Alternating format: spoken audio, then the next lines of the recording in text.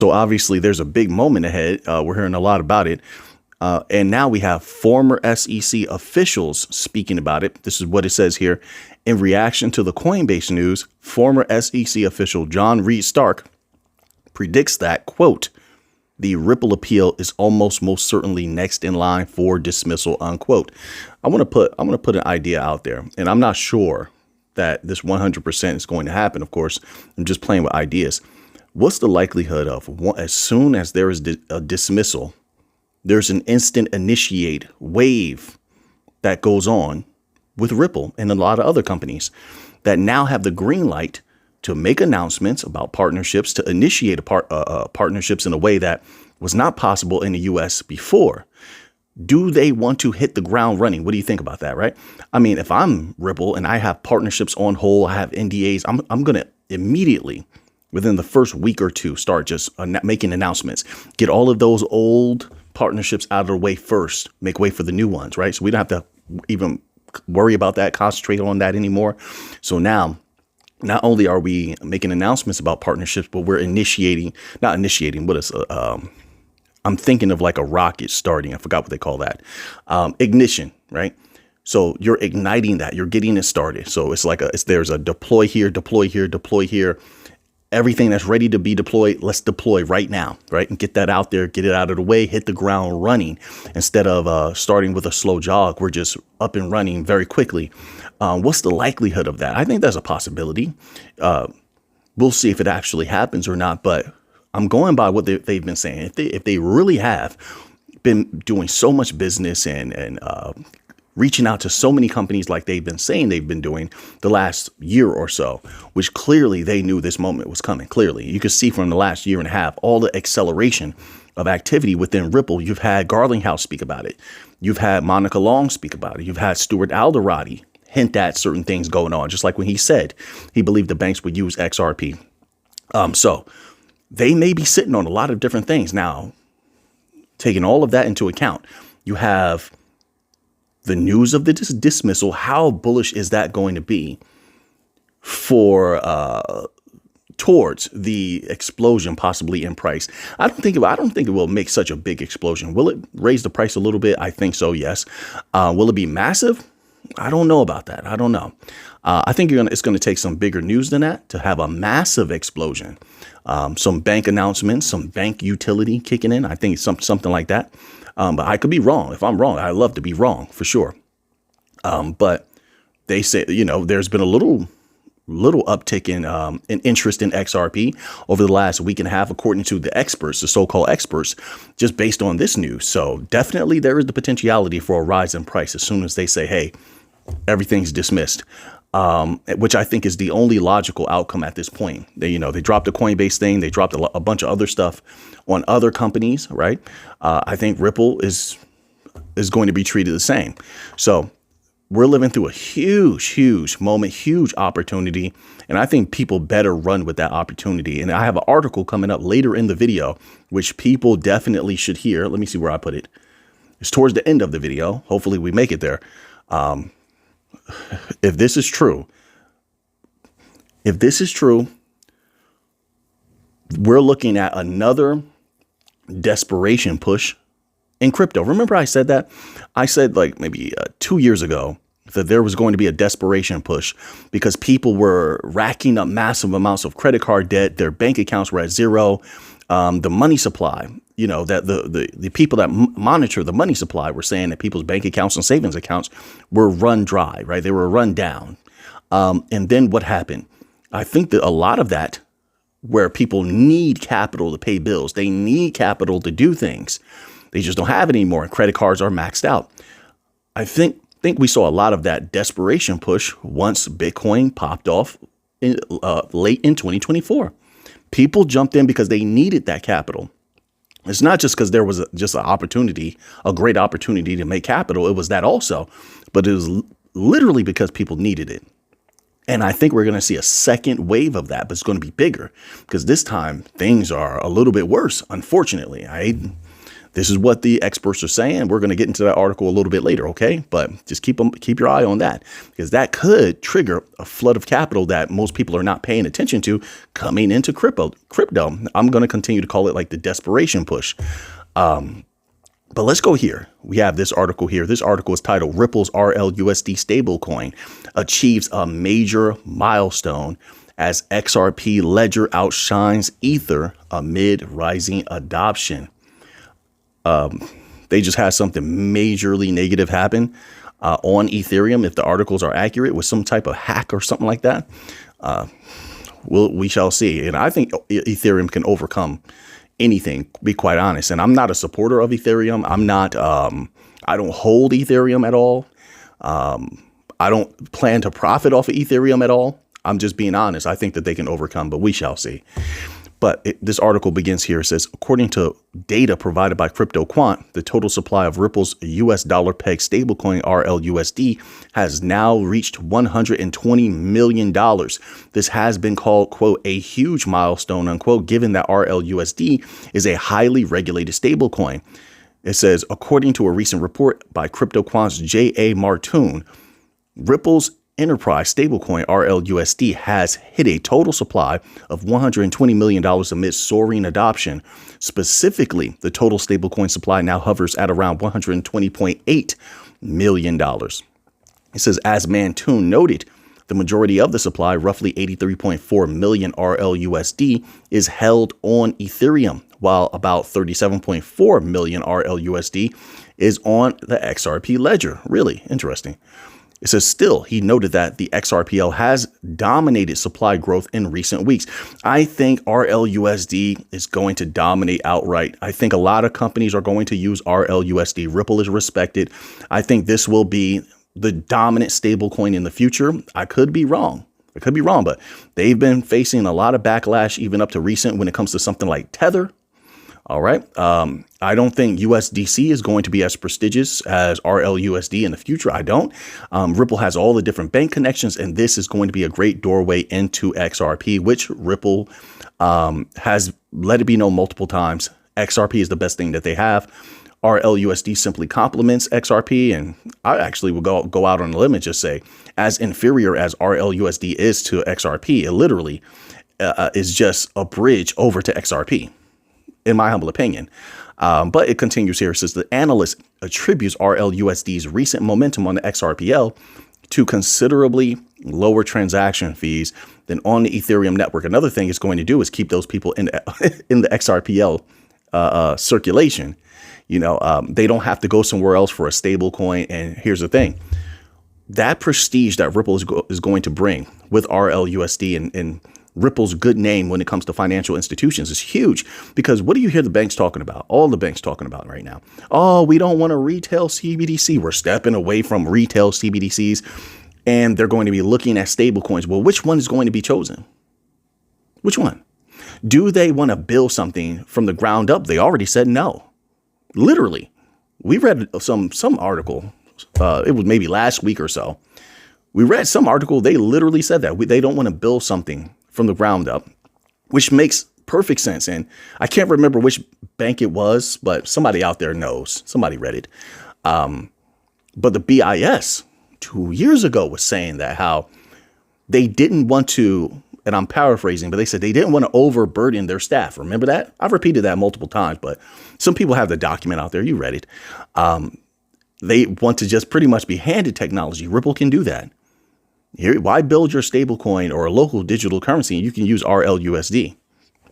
Or maybe they have Ripple build them a customized stable coin. Either way, that business, I perceive, there's a great percentage of chance they're going to come to the XRPL or something akin to the XRPL, I don't care.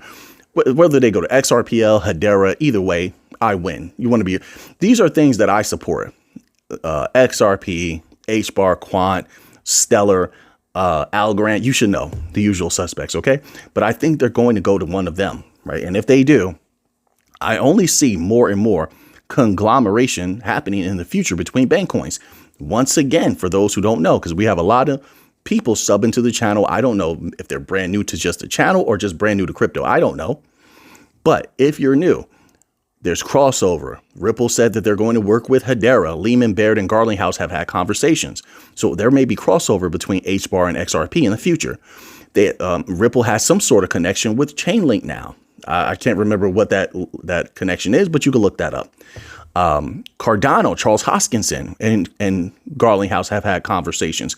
Hoskinson says that they're going to work together. That's what he says. And he's been supportive of XRP as of recent, which tells me that's probably true, that they did have conversations.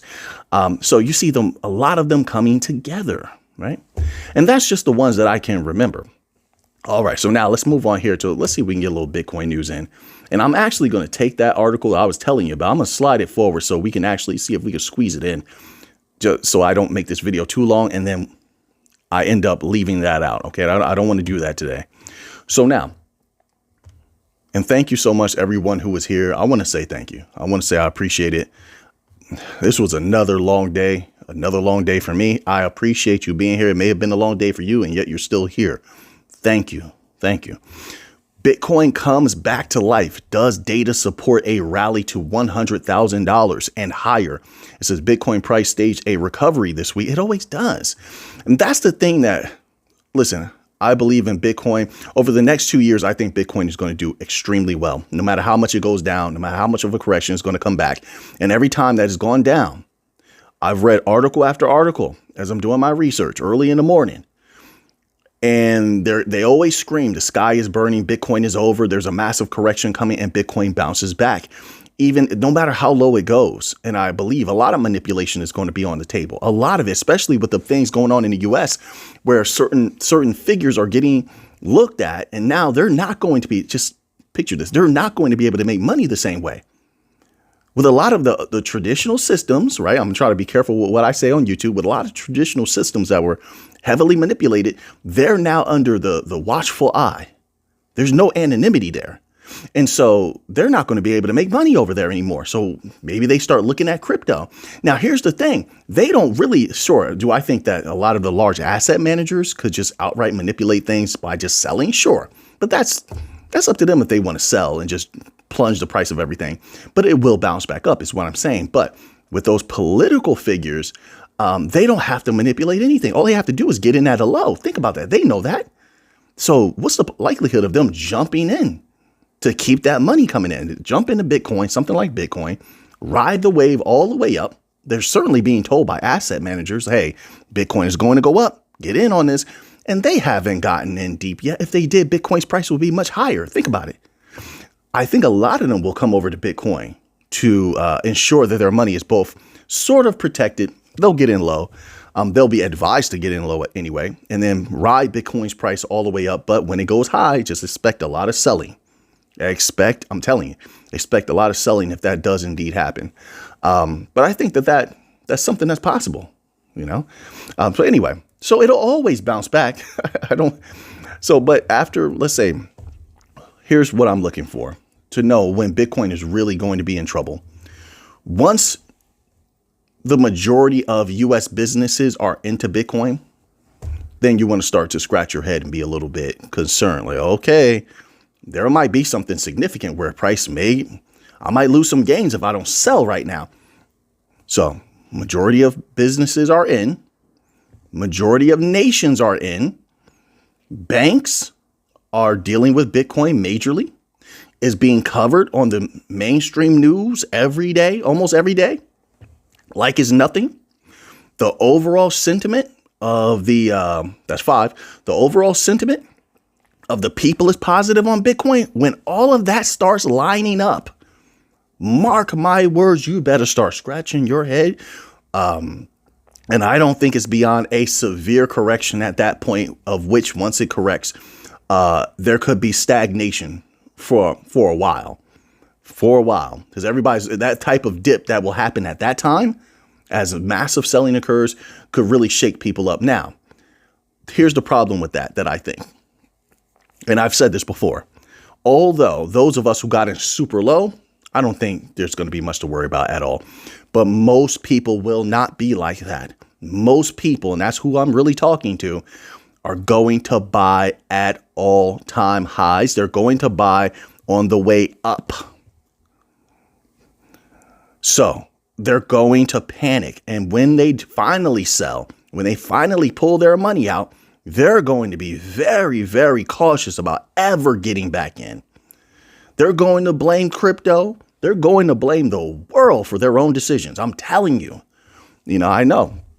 I've seen this multiple times in multiple industries. When it was their own decision making that told them to buy while everything is going up. But that's when you want to start scratching your head. I'm telling you, watch out for that. But hey, to each his own, not financial advice. Nothing in this video is financial advice. I'm just a humble researcher. Just let me be that. All right. So now it says Bitcoin, which is now green at $96,665, reached $99,500 on February 21st, its highest level in 2 weeks, but failed to maintain the bullish momentum. This move can be partly attributed to a lack of enthusiasm in Bitcoin's derivative markets. Traders have been reluctant to open bullish positions since rejection at $102,000 on February the 3rd. It says here, the Bitcoin futures premium typically fluctuates between 5% and 10% in neutral markets, compensating for the longer settlement period. However, the indicator has not shown bullish momentum since February the 3rd. And the recent RIS, my apologies, let me skip past that little part there. A little bit of a typo there, my apologies. Investor optimism was briefly sparked by a surprising increase in China's broad M1 monetary supply data, which showed a significant jump in January. However, this movement was misinterpreted, and as the methodology was adjusted to include individual checking accounts and holdings in non-payment platforms such as Alipay and WeChat Pay. Credit growth in China accelerated, really, with data released on February 14th showing new loans from financial institutions rising by $702 billion in January, the highest since 1992. That is not a good thing. New loans and credit. I mean, I would think you want people existing on their cash, on their paychecks, etc. When they start having to rely on credit and loans and things like that. I don't know. You tell me. I don't think that's good. It says, quote, it suggests policymakers are adding fuel to the economy, unquote.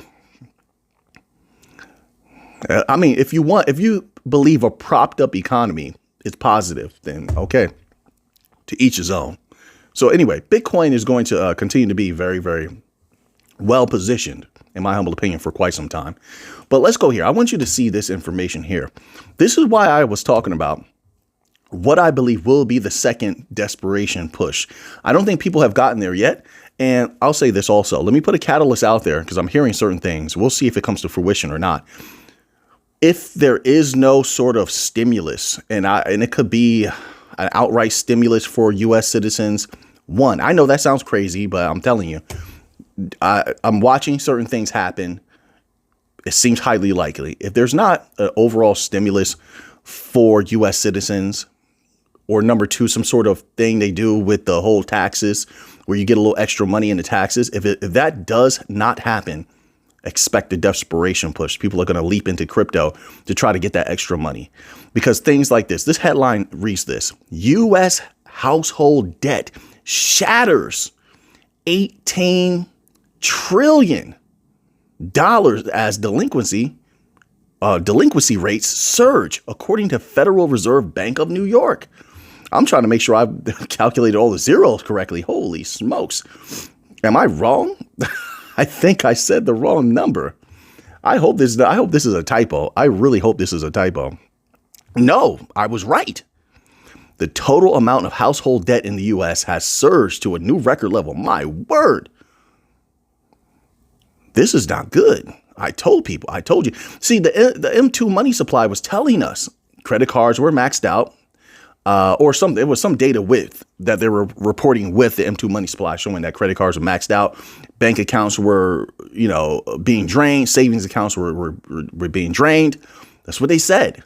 So this makes sense. It says in its quarterly report on household debt and credit, the New York Fed says total household debt hit a 21-year high of $18.04 trillion at the end of Q4 2024. That's something people need to know if you're a moneymaker. That's huge information.